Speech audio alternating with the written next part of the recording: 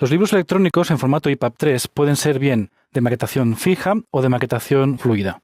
En este vídeo vamos a ver principalmente cuáles son las diferencias y similitudes entre ambos formatos.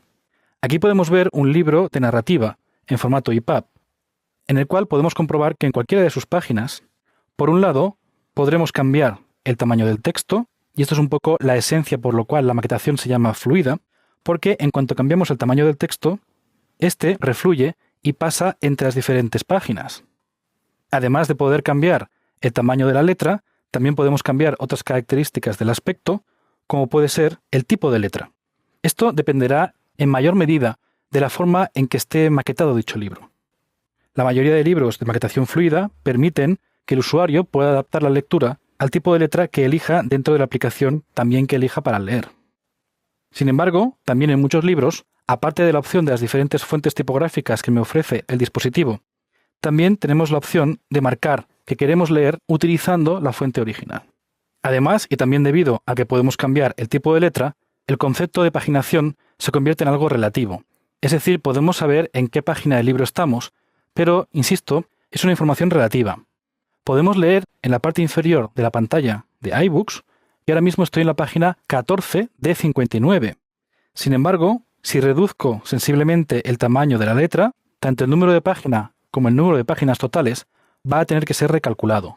Y hemos pasado de 14 de 59, como podemos ver, a 11 de 41.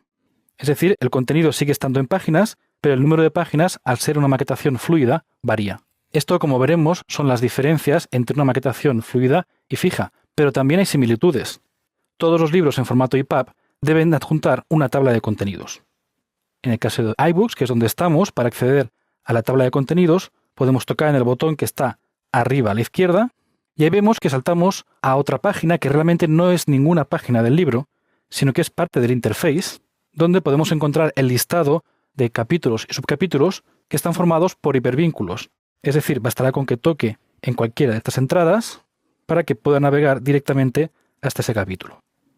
Sin embargo, hay que tener en cuenta que en EPUB en general y sobre todo en EPUB 3 en particular, nos encontremos con varias tablas de contenido.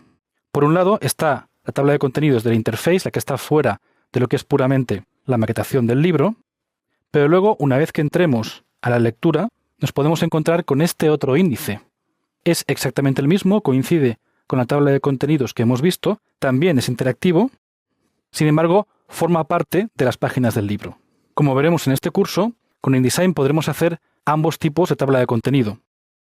La tabla de contenido lógica, la que es más funcional, y por otro lado, la tabla de contenidos impresa, que típicamente suele estar al principio del libro. Bien, esto sería un EPUB típico de maquetación fluida. Ahora, en contraposición, vamos a ver uno de maquetación fija. Aquí tengo en iBooks, en una colección aparte, los libros de maquetación fija, también llamados de Fixed Layout, y vamos a abrir, por ejemplo, uno de los del curso, que será este, y aquí podemos comprobar que ya existen algunas diferencias bastante importantes. La primera diferencia fundamental es, lógicamente, el tipo de maquetación. Aquí el texto no puede fluir, es decir, las cajas de texto, así como las imágenes, ocupan posiciones y tamaños que son fijos. Pero también hay diferencias en el interface, en este caso de iBooks. El botón de poder cambiar el tipo de letra o el tamaño ha desaparecido. Lógicamente, al ser una maquetación fija, no podemos cambiar ese tamaño de texto, puesto que eso acabaría descuadrando la maquetación. También, por otro lado, vemos que en la parte inferior observamos que hay una especie de navegador de páginas interactivo, donde esta vez sí, las páginas están perfectamente numeradas. Aquí no hay un recálculo del número de páginas, puesto que cada página es de maquetación fija y los libros ocuparán el número de páginas especificado. Vayamos ahora a ver las diferencias en la tabla de contenidos. Como cualquier archivo EPUB, tenemos que tener una tabla de contenidos que también está en el mismo botón de arriba a la izquierda, pero el aspecto es un poco diferente. Tenemos que la tabla de contenidos por defecto dentro de iBooks consta de una serie de miniaturas de los pliegos que son interactivas y actúan como hipervínculos. Sin embargo, también es posible tener ambos tipos de tabla de contenidos. Vamos a verlo con otro ejemplo. Voy a regresar a mi colección de libros en Fixed Layout y en este caso voy a abrir el del soneto de Shakespeare. Aquí igualmente, cuando tocara en el botón de tabla de contenidos, podría ver de igual modo las miniaturas de los pliegos, pero también vemos que en la parte superior ya derecha del interface de iBooks, el botón central es la tabla de contenidos más propia de un libro de narrativa, es decir, un listado de las diferentes páginas o capítulos según queramos guiar la lectura, que por supuesto también es interactivo.